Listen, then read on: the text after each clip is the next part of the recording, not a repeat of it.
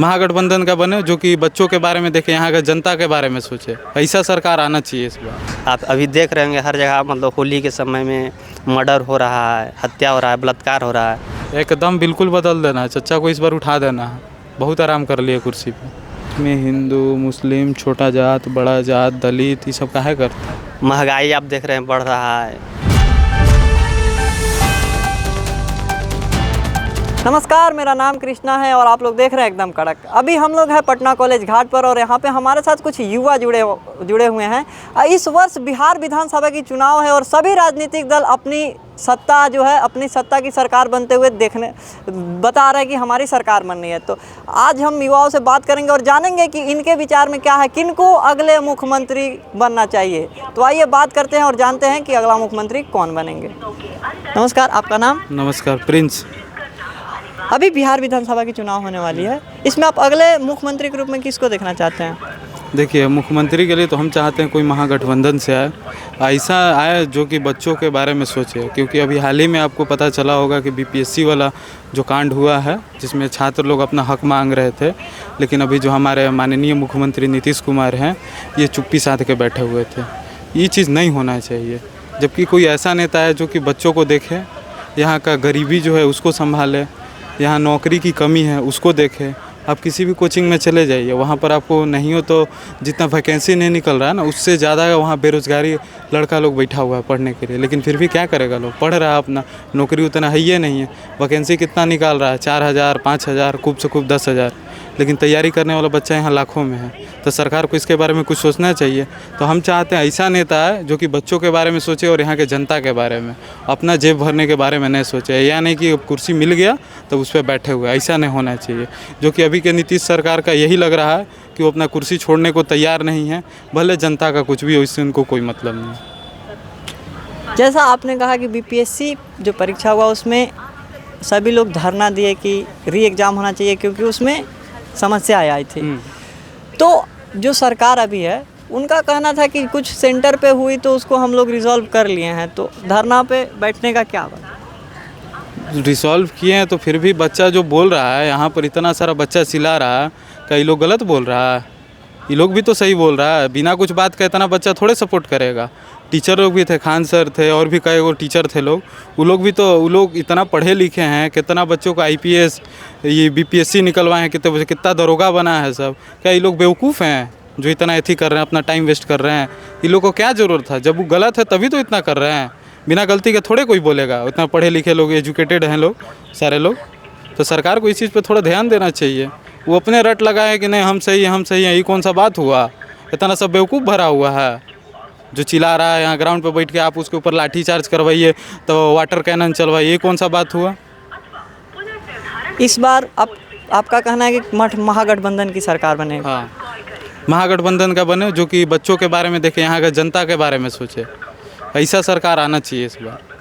तो महागठबंधन में आप किसको अगले मुख्यमंत्री के रूप में देखना चाहते हैं? कोई भी हो, लेकिन ऐसा होना चाहिए युवा में जो कि सोचे यहाँ के जनता के बारे में, भलाई के बारे में।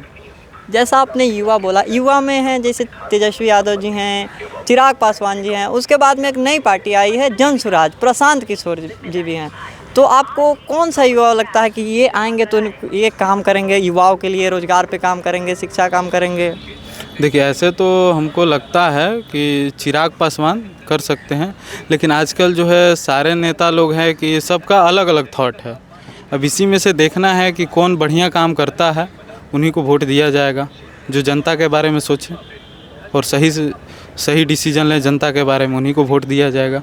क्योंकि बिहार में जो है अभी फ़िलहाल में बहुत सारा युवा नेता लोग उभर के आ रहा है लोग। जैसे कि अभी आप बोले जन स्वराज पार्टी, ये भी सही है, लेकिन अब देखना ये है कि कौन सही डिसीजन लेता है जनता के प्रति, यहाँ के जो बच्चे हैं जो तैयारी कर रहे हैं उनके प्रति। अगर आपको चुनना हो कि आप अगले मुख्यमंत्री के रूप में किसको देखना चाहते हो तो आपकी पसंद क्या होगी? जन स्वराज। उनमें ऐसा क्या खास बात है जो और पार्टियों में नहीं? और नीतीश कुमार की जो सरकार एनडीए की गवर्नमेंट चल रही है, आपको उसके कार्यकाल में जो काम हुए उससे संतुष्ट है? बिल्कुल नहीं, हमको बहुत ज़्यादा दिक्कत है उनके काम से। यहाँ हर चीज़ खुल के नहीं बोल सकते हैं, लेकिन सही बोले तो अब उनका देखिए, पहला तो ये बीपीएससी वाला उनका कुछ काम जो है वो सही है, ऐसा नहीं है कि वो गलत किए हैं। उनके वजह से महिलाओं को शिक्षा मिला, महिलाएं वो पढ़ना चाह रही हैं, पहले इन्हें था। बच्चों को 4 लाख का क्रेडिट कार्ड वाला दिए स्कीम पढ़ने के लिए, लेकिन उनका कुछ चीज़ जो है वो गलत भी है। अब जैसे कि कहीं पर जो है ब्रिज सुने होंगे, बिहार में कई जगह पुल गिर गया है, इसके लिए उनको ध्यान देना चाहिए। कितना ब्लैक मनी ये सब नेता लोग दबा के रखा है, इसके बारे में भी उनको थोड़ा सा देखना चाहिए। अब उस दिन जो है यहाँ पर जो हंगामा हुआ था, लगभग नेता जो है पॉलिटिकल पार्टी का बोला लोग, लेकिन नीतीश कुमार का एक बयान नहीं आया। कहाँ थे वो उस टाइम? वो जब यहाँ के है करता धरता है बिहार के, तो उनको आके बोलना चाहिए। एक बयान नहीं आया है उनका, कहीं दिखा दीजिए हमको उनका बयान जो आया होगा। हम लोग अभी एक जगह और कुछ युवा लोग से उनसे बात कर रहे थे, तो उनका कहना था कि अब नीतीश कुमार का जो मानसिक संतुलन है वो सही नहीं है। बिल्कुल सही नहीं है उनका, अब एजे नहीं बचा है कुर्सी पर बैठने का। आप खुद सोचिए, 6 बार इलेक्शन लड़ के 9 बार मुख्यमंत्री के कुर्सी पर बैठल हैं, चचा कुर्सी छोड़ने को तैयार नहीं है। अब क्या करें, उनका उम्र हो गया है, लेकिन अब चाह रहे हैं कि बैठे हैं तो बैठले रहें। जनता के बारे में तो उनको कोई फिक्र है नहीं। गलती उनका भी नहीं है, गलती उनके अंदर में काम कर रहे अधिकारियों का, उन तक बात पहुंचने नहीं देता है लोग। इस चीज़ के लिए उनको सोचना चाहिए, जनता में निकल के उनको बात करना चाहिए, जनता से पूछना चाहिए क्या समस्या है। अभी देख लीजिए, नल जल योजना उनका चला था, आप मेरे क्षेत्र में जाइए, वहाँ पर आपको दिख जाएगा उसका क्या स्थिति है। अभी टंकी टूटा हुआ है, नल किसी घर में लगा ही नहीं। मेरे घर में खुद नहीं लगा है तो दूसरे का बात ही छोड़िए, नहीं लगा है, बिल्कुल नहीं। मेरे मोहल्ले में किसी के घर नल नहीं लगा है, पाइपलाइनिंग बिछा दिए हैं, लेकिन यही देखिए कहीं कहीं पर है जो चल रहा है, बढ़िया चल रहा है, वहाँ का है लोग थोड़ा देख रेख में है लोग। इस चीज़ को थोड़ा सा उनको सोचना चाहिए नीतीश कुमार को, लेकिन वो है कि अब ध्यान ही नहीं देते हैं जनता पर। कुर्सी से चिपके हैं, अपना चिपके रहें। तो अब की बार जो भी गवर्नमेंट आप चाहते हैं कि महागठबंधन की सरकार बने, तो आपके उनसे क्या उम्मीद रहेगी कि अगर वो सरकार में आते हैं तो क्या क्या करे युवाओं के लिए, रोजगार के लिए? पहला चीज़ तो वो जब भी आए सरकार में तो उनसे यही रिक्वेस्ट है कि यहाँ जो युवा हैं जो नौकरी की तैयारी कर रहे हैं, देखिए ग्रेजुएशन पास करने में पहले 3 साल अब 4 साल लगता है, ठीक। इतना मेहनत कर के ग्रेजुएशन निकालता है सब, वो लोग का जो है नौकरी नहीं लगता। हम यही दरख्वास्त करेंगे कि वो लोग पहले थोड़ा नौकरी दे, यहाँ का जो गरीब जनता है उसको देखे थोड़ा सा। यहाँ जो बना रहे हैं लोग, रोडवेज हो गया, फिर फ्लाईओवर हो गया, या फिर पटना मेट्रो वगैरह चल रहा है, ये सब चीज़ को देखे। जो धांधली हो रहा है उसको सुधारे। अब कोई भी काम करने में यहाँ है कि थोड़ा सा वो क्या बोलते हैं उसको, घूसखोरी जो चल रहा है उसको भी थोड़ा सा ध्यान देना चाहिए इनको, और प्रशासन को भी ठीक करना चाहिए। आपने घूस का बात कहा, आपको कभी घूस देना पड़ा किसी काम के लिए? हाँ दिए हैं, तभी तो बोल रहे हैं। कहाँ पे घूस दिए हैं? ये चीज़ हम ओपनली नहीं बता सकते हैं, लेकिन हम दिए हैं। घूस देना पड़ा आपको? हाँ। और ये अभी घूसखोरी का हर जगह, हम पीछे भी बात किए थे कुछ लोगों का, वो लोग भी, उनका भी कहना था कि घूसखोरी बिना घूस के काम नहीं होगा। अच्छा ठीक है, चलिए, हाँ हम आपका बात मानते हैं, घूसखोरी नहीं है, ठीक। तो हमको ये बताइए कि नेता सब जो है इतना दिन से कुर्सी पे चिपक के बैठा है, इन लोगों के पास 200 करोड़ और 400 करोड़ का प्रॉपर्टी कहाँ से आया है? इतना सारा जांच वाला डिपार्टमेंट है, कोई जांच काहे नहीं करता है? नीतीश कुमार के ही कैबिनेट में कितना मंत्री या विधायक है, ये लोग का घर से अपना सैलरी पर अगर रह जाएगा लोग तो ये लोग खाना नहीं खा पाएगा। जो गाड़ी पे घूमता है लोग फॉर्चूनर ऑडी लेके, अगर ये लोग घूस का पैसा नहीं लेगा तो ये लोग का चलना मुश्किल हो जाएगा, ऑटो पे चलना पड़ेगा, कोनो ठीक नहीं, कुछ दिन बाद साइकिलों पे चलाएगा लोग। लेकिन अब क्या कीजिएगा, ऐसा सिस्टम बना दिए हैं सरकार, तो अब कुछ तो बदलना पड़ेगा ना। तो इस बार सरकार बदल देना, एकदम बिल्कुल बदल देना है, चचा को इस बार उठा देना है, बहुत आराम कर लिए कुर्सी पे। चलिए, आपका नाम क्या हुआ? मेरा नाम संदीप कुमार हुआ। संदीप जी, इस वर्ष बिहार विधानसभा की चुनाव होने वाली है और बहुत सारी पार्टियां हैं जो कह रही है कि इस बार मेरी सरकार बनेगी। जैसे जन सुराज ने बिहार बदलाव रैली किया, वैसे ही हर एक पार्टियाँ कुछ ना कुछ रैलियाँ कर रही है और चारों तरफ अलग अलग माहौल बना हुआ है। हर एक जाति के लोग इस बार रैली कर रहे हैं। तो इसको देखकर आपको क्या लगता है, आप अगर बिहार विधानसभा की चुनाव होती है तो किसको अगले मुख्यमंत्री के रूप में देखना चाहेंगे? देखिए, चुनाव आती है तो सब पार्टियां अपनी अपनी दावा पेश करती है और जनता को मतलब मोबिलाइज करने के लिए, और ऐसा नहीं करेगी तो उनको वोट नहीं मिलेगी। लेकिन देखिए, नीतीश कुमार का मतलब 20 साल से बिहार में सत्ता है, वो मतलब नो डाउट वो 5 साल बहुत अच्छा काम किए, लेकिन उसके बाद मतलब सरकार का मतलब थोड़ा सा धीरे धीरे मतलब शासन प्रशासन गिरता गया। और अभी एक समय में कहा जाता था जंगल राज है, लेकिन उससे भी अभी ज़्यादा मतलब अधिकारियों के मतलब मंगल राज के नाम पे लूट खसोट, और अभी देख रहे होंगे दारू बंद है, लेकिन बिहार में देख रहे हैं हर जगह मिल रहा है, पुल पुलिया गिर रहा है। इससे यही लगता है कि मतलब अब शासन और प्रशासन के ऊपर नीतीश कुमार के मतलब नियंत्रण नहीं रहा, जिसके कारण हम भी चाहते हैं कि मतलब सत्ता बदल जाए और किसी का बीजेपी के है, आरजेडी का है, महागठबंधन का है, लेकिन मतलब सत्ता में परिवर्तन होगा और कुछ नए युवा लोग आएंगे तो नए कार्य करेंगे, विकास तो मतलब बिहार में देखने को मिलेगा फिर से नया मतलब स्कीम योजना जो शिक्षा, रोजगार और इंटरप्रेन्योरशिप के ऊपर काम करे, यही हम चाहते हैं। आपने कहा बीजेपी भी बोले कि एनडीए हम लोग नीतीश के साथ, नीतीश सरकार के साथ जाएंगे, तो मुश्किल है, बीजेपी को भी मुश्किल होगा अगर चचा के साथ जाएंगे, क्या कि उनसे मतलब एंटी इनकम्बेंसी है, लोग नाखुश हैं चचा से, उनके प्रशासन से। आप अभी देख रहे होंगे हर जगह मतलब होली के समय में मर्डर हो रहा है, हत्या हो रहा है, बलात्कार हो रहा है, और अभी शासन प्रशासन को संभाल नहीं पा रहे हैं, तो इससे लोग मतलब नाखुश हैं, परिवर्तन सब चाहते हैं। सीधी सी बात है, चचा का उम्र हो गया है, अब उनको रिटायरमेंट ले लेना चाहिए।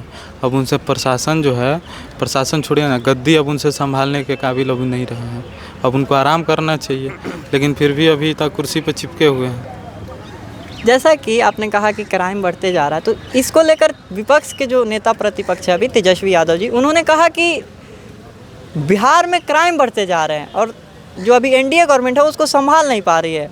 ये तो सच्चाई है, सब देख रहा है कि मतलब हर जगह, कभी छपरा में तो कभी मुंगेर में तो कभी अररिया में मर्डर हो जा रहा है, यहाँ तक कि पुलिस अधिकारी के ऊपर भी मर्डर।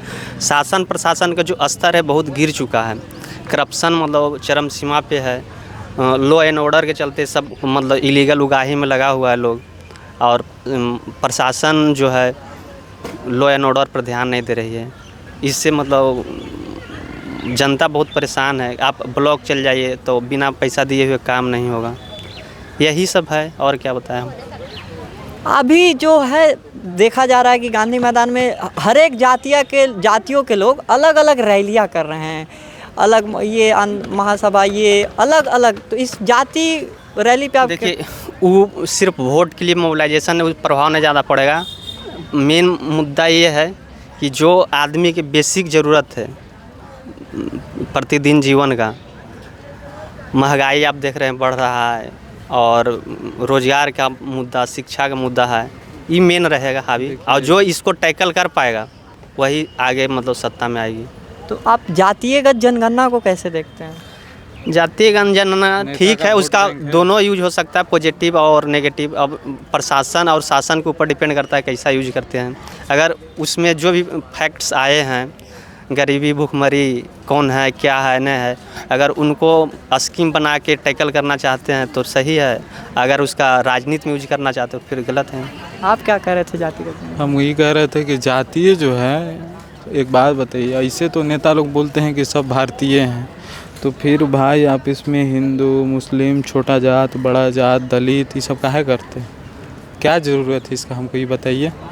ऐसे तो चिल्लाते रहते हैं कि हम सब एक हैं, सब एक हैं, यहाँ पर एक जनगणना में भी बांट दे रहे हैं, वोट में भी बांट दे रहे हैं, क्या ज़रूरत है इसका?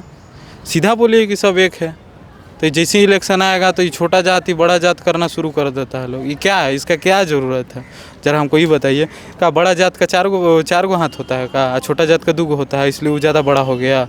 इसका क्या ज़रूरत है, ज़रा ये हमको बताइए लोग। ये चीज़ है, हम ये सब नेता लोग से पूछना चाहते हैं कि जाति में आखिर दिक्कत क्या है? सबका खून लाल है, तो इसमें बड़ा जात छोटा जात कहाँ से आ गया? ये जो इतना रैली हो रहा है जातिवाद को लेके, इसको बढ़ावा दे रहा है लोग जानबूझ के ना। वो लोग नहीं कह सकता है कि हाँ सब मिल के रहिए लोग, क्या ज़रूरत है इसका एथी करने का। तो सब यहाँ अलग अपना अपना, हम यादव हैं तो हम कुर्मी हैं तो हम ही हैं, क्या ये सब क्या है? सबको विकास चाहिए, सिर्फ सबको तरक्की दे एक साथ, बोले कि हाँ सब एक है, तो सबको बांटने का ज़रूरत नहीं है। नया सरकार बने उससे यही चाहेंगे कम से कम वो आए तो वो सबको मिला के रखे। ये भेदभाव जातीय समाज में समन्वय बने हुए रहे और सामाजिक समरसता मतलब बचा हुआ रहे, ताकि देखिए विकास के लिए सबसे बड़ा चीज़ है कि सुरक्षा और शांति। इसको अगर सरकार मेंटेन करके नहीं रखती है तो फिर आगे बिहार नहीं बढ़ सकती है।